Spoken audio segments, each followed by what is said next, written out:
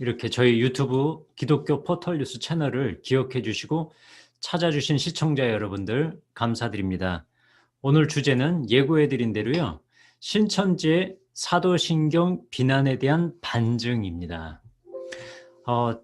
제가 몇 년 전이었어요. 스트레칭 잘하는 고려대학교 교수에게 단체 특강을 한번 들은 적이 있는데 그분이 처음으로 저에게 스트레칭의 중요성을 가르쳐 준 적이 있습니다.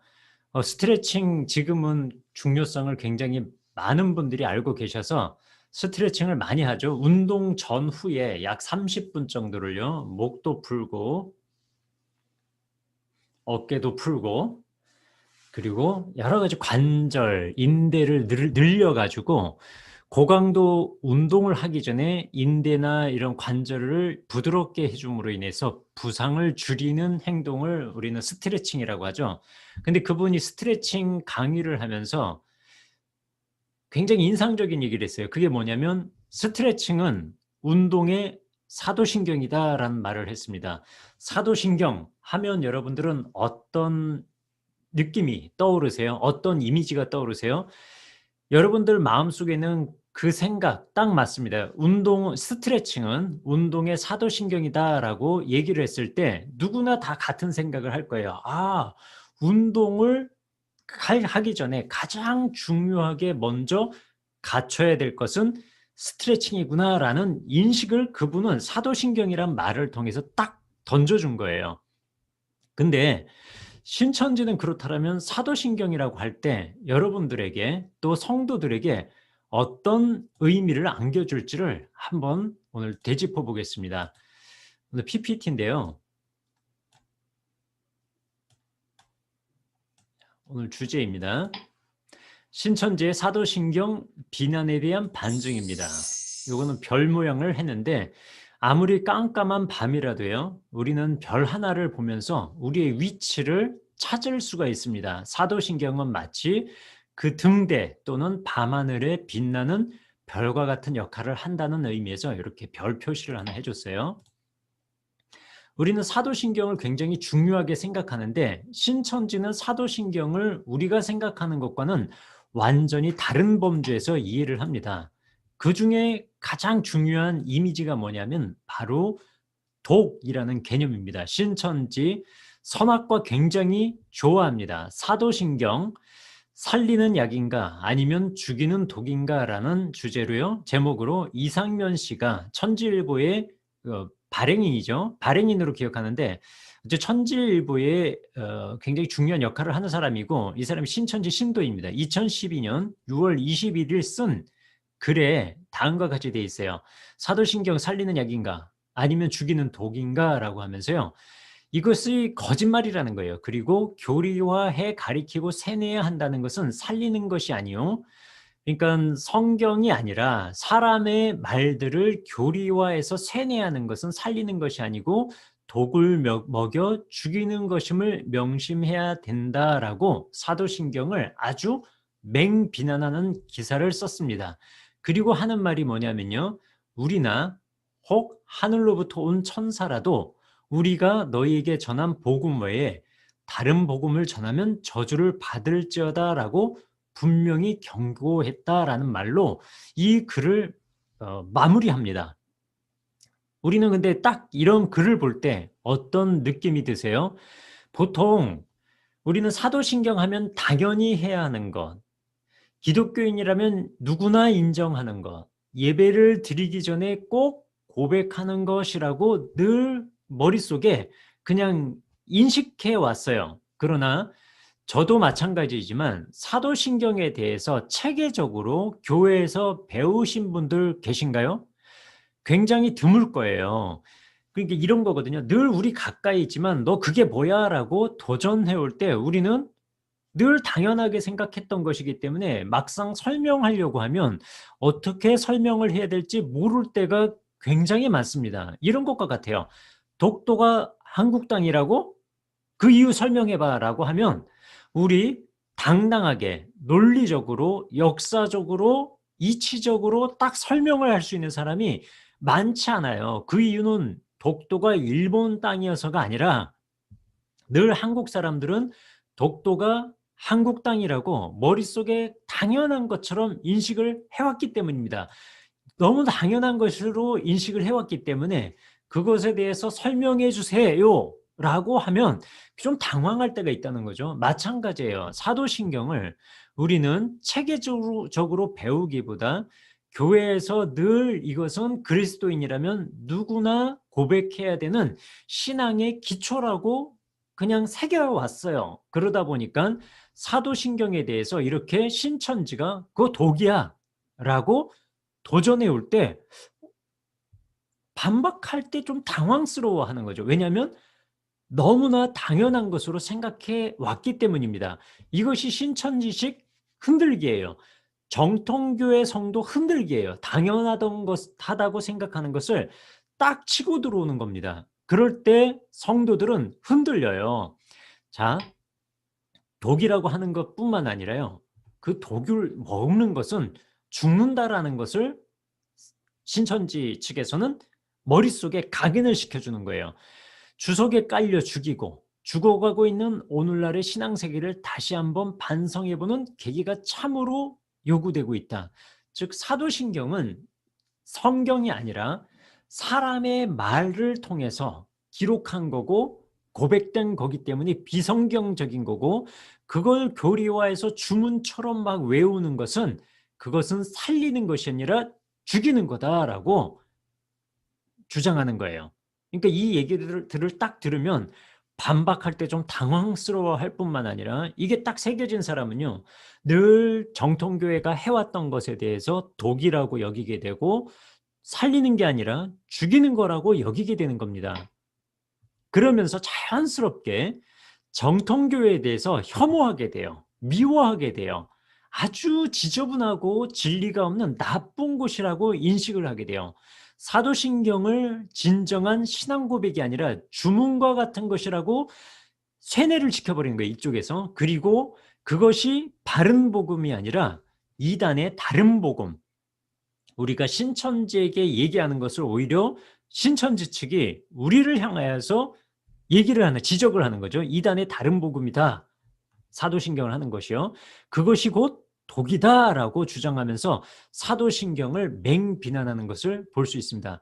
여기서 잠깐만 이 말씀을 짚고 넘어갈게요. 사도 바울은 우리나 혹 하늘로부터 온 천사라도 우리가 너희에게 전한 복음 외에 다른 복음을 전하면 저주를 받을지어다라고 분명히 경고했다라고 합니다. 이런 말씀을 들으면요, 우리가 좀 계속 당황하는 게 뭐냐면, 우리가 늘 진리라고 붙들고 있던 말씀을 누가 사용하고 있어요? 지금 신천지 측이 사용하고 있는 거예요. 그럴 때 당황해요. 근데 꼼꼼히 한번 살펴볼게요. 우리나 혹 하늘로부터 온 천사라도 우리가 너희에게 전한 복음 외에 다른 복음을 전하면 저주를 받을지어다라고 갈라디아서 1장 8절에 사도 바울이 얘기하잖아요.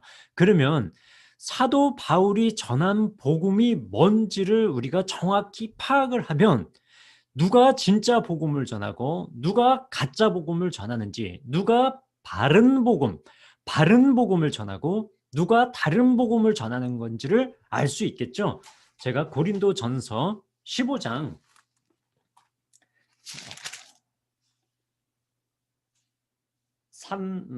15장 잠시만요. 15장 3절 말씀입니다. 15장 3절 말씀 읽어드릴게요. 내가 받은 것, 즉 바울이 받은 것을 얘기하는 거예요. 내가 받은 것을 먼저 너희에게 전하였노니 이는 성경대로 그리스도께서 우리 죄를 위하여 죽으시고 장사 지낸 바 되셨다가 성경대로 사흘 만에 다시 살아나사. 즉 바울이 전한 복음 뭐예요? 바울이 받은 복음 뭐예요? 그것은 바로 성경대로 그리스도께서 우리 죄를 위하여 죽으시고 장사 지낸 바 되셨다가 성경대로 사흘 만에 다시 살아나셨다는 거예요. 우리 죄를 위하여 십자가에서 죽으신 것, 그리고 장사 지내신 것, 부활하신 것, 이것이 바로 바울이 전한 복음입니다. 그러면 신천지가 예수 그리스도의 십자가 죽음을 전합니까? 장사 지낸 바 되었다가 부활하셨다는 것을 전합니까? 바울이 전한 복음은 그거예요. 그걸 전하지 않으면 하늘에서 온 천사라도 저주를 받을지어다라고 얘기한 게 바울이에요. 근데 이것만 딱 따가지고요, 마치 사도신경을 얘기하고 사도신경을 고백하는 정통교회가 신천지 측은 다른 복음을 전한다라고 비난하는 겁니다. 그러니까 성경 구절 따가지고 오히려 누구를 공격해요? 정통교회를 공격하는 겁니다. 결국 이것을 배운 사람들은 어떻게 되냐면 늘 머릿속에요, 정통교회가 하는 것은 혐오적이고 그리고 주문처럼 참된 신앙이 아니고 이단의 다른 복음을 전하고 그것이 곧 선악과 같은 독이다라고 인식이 되는 거예요. 자꾸 이런 것만 배우니까 신천지에 있다가 나온 분들이 정통교회에 적응하는 게 너무나도 힘든 거죠. 그런 면에서요, 오늘 찾아주신 분들 중에, 기독교 포털뉴스 채널을 찾아주신 분들 중에 정통교회에 다시 한번 발을 딛기 위해서 신천지를 나와서 노력한 분이 계시다면, 그리고 진짜로 잘 적응하는 분이 계시다면 그것 하나만으로도 정말 존경받아야 됩니다. 신천지는 이렇게 사도신경을 극도로 미워하고 폄하하고 폄훼하고 혐오하고 있습니다. 그 이유를 세 가지로 정리를 할 수 있어요. 첫 번째는 뭐냐면 그것이 바로 로마 가톨릭에서 시작된 신앙 고백이다. 즉 정통교회는 로마 가톨릭을 이단이라고 하지 않느냐. 근데 그 이단이 만든 신앙 고백을 자기들의 신앙 고백이라고 주장하면서 고백하니까 그거 잘못됐다는 거고요. 두 번째로 빌라도는 예수님을 죄 있다고 한 사람이 아니라 오히려 들신 대로 예수님을 풀어주려고 한 사람이다. 근데 본디오 빌라도에게 고난을 받으사라고 고백하니까 이거는 성경하고 다른 것이다. 마지막으로요, 거룩한 공회, 아니 산헤드린 공회에서 대제사장들과 그 당시 종교 지도자들 유대인들이 실제로 예수님을 십자가에 못 박게 한 장본인들인데 그 산헤드린 공회를 거룩한 공회라고? 말도 안 된다. 즉 이런 대표적인 세 가지 이유로 사도신경은 성경의 주장이 아니라, 성경적인 게 아니라 인간의 주장이다라는 것이 신천지 측의 공격입니다. 하나하나 반증해 보겠습니다. 로마 가톨릭 읽어볼게요. 이상면 씨가 천지일보에 2017년 4월 25일에 쓴 기사입니다. 거짓 종교의 볼모로 잡힌 정치 아류들이 애초롭다라는 기사인데요. 한국 기독교의 모순성을 국민들은 알아야 한다. 빙산의 일각이지만 한국 교회가 목숨처럼 여기는 사도신경이 있다. 이는 그들이 이단시 여기는 가톨릭의 로마 신조로부터 탄생됐다. 그러함에도 가톨릭은 이단시하면서 사도신경은 신주 모시듯 외우고 있으니 1차적 모순이다라는 것이 신천지 측 천지일보의 기사입니다. 여기서 주장 하나가 나오는 거죠. 즉 그들 스스로, 그러니까 정통교회라고 하는 한국 기독교 스스로 이단이라고 하는 로마 가톨릭에서 로마 신조를 기초로 해서 만든 게 사도신경인데 그것을 고백하고 있으니 이거 모순 아니냐라는 지적이죠. 사도신경은 성경에 없다는 거예요. 그리고 그 시작은 로마 가톨릭에서 비롯됐다라고 하는 거죠. 역시 마찬가지 주장인데요. 천지일보에 2016년 12월 15일에 나온 얘기입니다. 사도신경은 2세기경 로마 가톨릭의 로마 신조가 그 기원이다. 그러면 성경에서는 이런 고백을 한 적이 없다라는 것이 신천지 측 주장입니다. 신천지 측의 첫 번째 사도신경에 대한 비난을 정리해 보겠습니다. 사도신경은 그 기원이 성경이 아닌 2세기경 로마 가톨릭의 로마 신조에서 온 사람의 작품이다. 성경에서 기초한 게 아니라 사람에게서 온 사람의 작품이다라는 게 신천지 측의 핵심 주장입니다. 그것을 하나하나 반증해 보겠습니다. 2세기에 로마 가톨릭이 존재했나? 자, 보세요. 신천지가 뭐라고 했다고요? 이게 천지일보에 나온 기사죠. 2세기경 로마 가톨릭의 로마 신조가 기원이다. 근데 2세기에 로마 가톨릭이 존재했느냐라고 생각해 봤냐는 거죠. 그 신천지가 지금 실수하는 게 뭐냐면 기독교의 역사에 대해서 전혀 관심이 없거나 전혀 공부도 안 했거나 아니면 아예 인정을 안 하거나 셋 중에 하나예요. 사도신경은 2세기 가톨릭의 로마 신조로부터 탄생했다는 신천지 측의 주장에 대한 반론. 첫 번째요. 2세기는 로마 가톨릭이 존재했나요? 아닙니다. 2세기는 언제였냐면요. 속사도의 시대였습니다. 속사도는 뭐예요? 1세기가 사도의, 그러니까 예수 그리스도께서 죽으시고 부활하신 이후에 제자들이 성령을 받고요. 유대와 사마리아와 땅끝까지 이르러 목숨을 바치면서 복음을 전해요. 그게 1세기입니다. 그리고 AD 90년경에 사도 요한이 반모섬에서 요한계시록을 쓰고 100년 이후부터는요. 사도의 이후 시대다라고 해서 속사도 시대라고 하는 겁니다. 이게 이제 교회사에 다 나오는 얘기예요. 속사도 시대인데 2세기에 이 속사도들이 누구냐면요. 굉장히 유명한 고대의 사도들이에요. 사도들의 제자들이에요. 클레멘트, 이그나티우스, 폴리캅, 헤르마스, 바나바, 파피우스, 이리니우스, 이분들이요. 기독교의 기초를 세운 분들이에요. 사도들의 전통, 사도들의 신앙을 이어받아서 이분들이 기초를 세운 분입니다. 그리고 이분들은 어떤 사람이었냐면, 죄송합니다.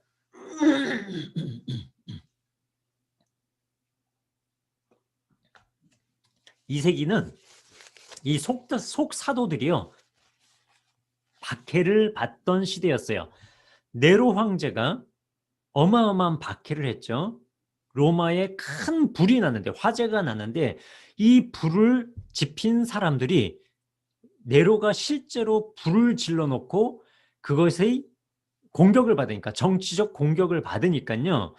그 화재를 일으킨 사람들이 누구였느냐? 바로 그리스도인들이었다라고 하면서 어마어마한 박해를 받도록 음모를 뒤집어 씌워요. 그리고 나서 도미티안이라는 황제가 등장을 하는데, 네로보다도 더 그리스도인들을 괴롭힌 황제가 도미티안이었어요. 그 2세기는 바로 로마 가톨릭이 자리 잡을 시대가 아니라 로마 황제가 나 예수 그리스도를 믿겠다라고 고백하는 사람들, 즉 바울이 전한 복음, 그리스도께서 우리 죄를 위해 죽으시고 장사 지낸 바 되었다가 사흘 만에 다시 살아나셨다. 예수 그리스도께서 부활하셨으니 예수 그리스도께서 우리의 만왕의 왕이요 만주의 주시다라고 고백하고 전파하는 사람들을 어떻게 했었던 시대예요? 사자밥이 되게 했던 박해와 순교의 시대입니다. 아까 속사도들을 얘기했죠. 그 속사도 중에 순교한 사람만 몇 명이냐면 클레멘트 순교했어요. 이그나티우스, 폴리캅, 이리니우스 모두 순교했어요. 근데 여기서 폴리캅이 누구냐면요. 요한계시록 2장에 서머나 교회에 나와요. 서머나 교회에 예수님이 주신 말씀이 뭐냐면 내가 죽도록 충성하라. 그리하면 생명의 면류관을 받을 것이다라는 약속을 주셨는데 그 서머나 교회 감독이 폴리캅이었어요. 바로 2세기는 로마 가톨릭이 조직적으로 정치적으로 정치화된 체계화된 그런 시기가 절대 아니고 2세기는 오히려 로마 황제들이 나를 섬겨라라고 하고 그것을 거부하는, 그리고 예수 그리스도만이 우리들의 만왕의 왕이요 만주의 주라고 고백하는 그리스도인들을 죽이던 때였습니다. 십자가에 못 박던 때였습니다. 그 박해 시대 때 신앙 고백을 하는 거예요. 예수는 주시다라고요. 하나님이 천지를 창조하셨고 예수 그리스도께서 십자가에서 죽으시고 부활하셔서 그분이 우리의 왕이다라고 고백하는 것은 뭐를 얘기하냐면 죽는 것을 의미해요. 그 목숨을 버릴 수밖에 없는 위급하고 위경하고 위태로운 상황에서도 그 신앙을 버리지 않았던 시대가 바로 2세기입니다. 근데 그때가 무슨 로마 가톨릭이 라뇨, 지배했다뇨. 말도 안 되는 얘기를 신천지가 하고 있는 겁니다. 로마 가톨릭은요 5세기가 지나서야 비로소 체계화되는데, 교황 중에 교황이라고 하는 그레고리우스로부터 가톨릭이 정비가 됩니다. 그때가 5세기에서 6세기 사이가 됩니다. 그때 체계화된 로마 가톨릭을 갖다가요 2세기에 이미, 그러니까 100년부터 190년경까지 존재했다라고 하면서요 그때 로마 가톨릭의 신앙 고백이 지금의 사도신경이라고 하니까 역사 자체를 모르는 거예요. 이거 굉장히 심각한 문제입니다. 그러면 사도신경은 도대체 어떤 기능을 했을까요?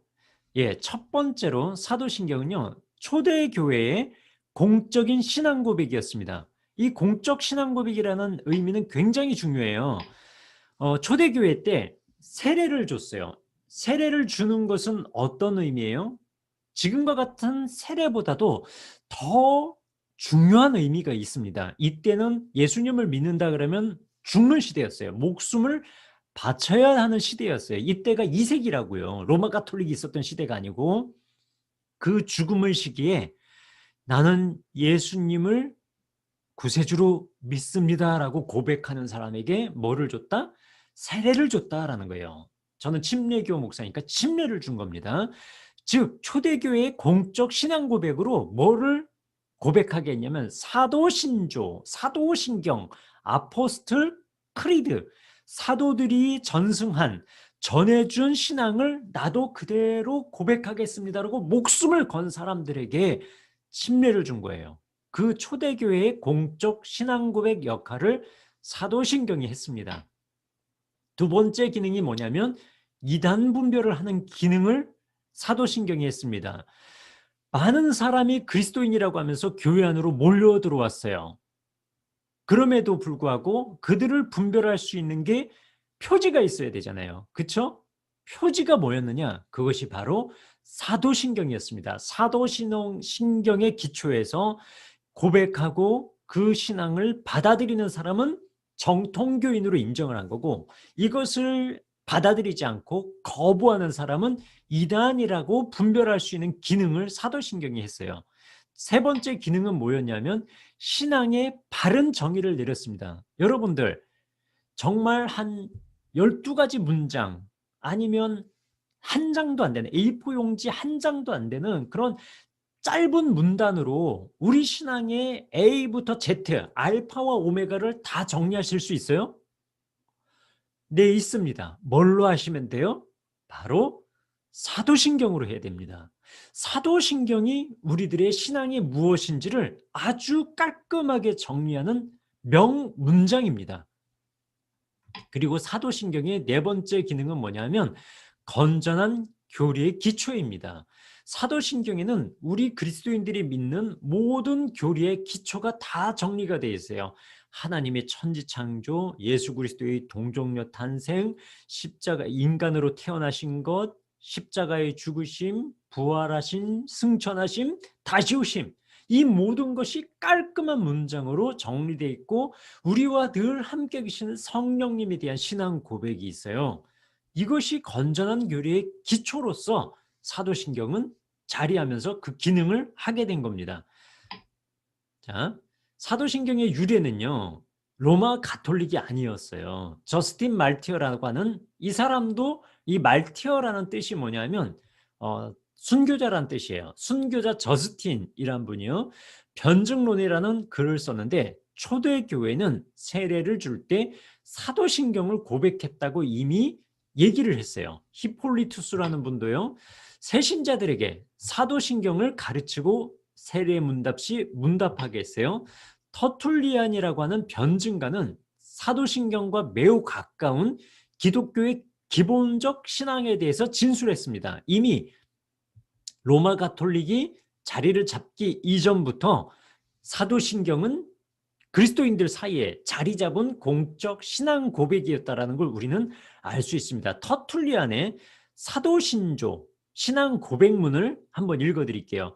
한 전능하신 하나님 세계의 창조주를 믿사오며 그의 아들 예수 그리스도를 믿사오며 이는 동정녀 마리아에게 나시고 본디오 빌라도 하에 십자가에 못 박혀 죽으시고 3일의 죽음에서 부활하시고 천국에 오르사 성부의 우편에 앉아 계시며 또한 산자와 죽은 자를 심판하러 오시리라. 이것이 사도신경은 이미 로마 가톨릭이 시작되기 전부터 순교자들과 사도들의 제자들과 변증과 초대교회 변증가들을 통해서 이미 구성이 된 신앙 고백입니다. 공적인 신앙 고백입니다. 이 고백을 안 하는 사람은 이 고백 참 그리스도인이 아니었고요. 그리고 대신에 이 고백을 하는 사람들은 로마 황제에 의해서 로마 황제를 숭배하지 않는다는 이유로 처형을 당했을 정도로 매우 그리스도인들에게는 중요한 신앙 고백이었다는 점을 꼭 이해해 주시면 감사하겠습니다.